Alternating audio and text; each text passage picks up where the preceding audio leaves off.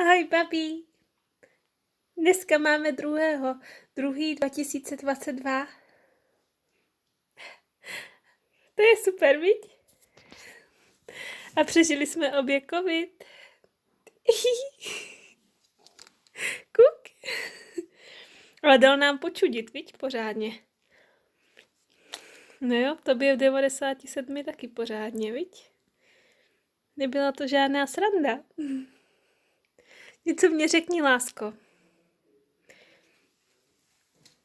Nechceš.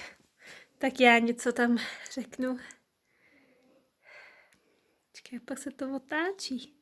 Už nejde asi otočit na mě.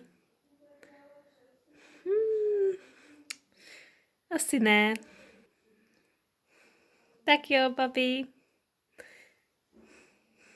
Přejeme všem zdraví a zatím pa.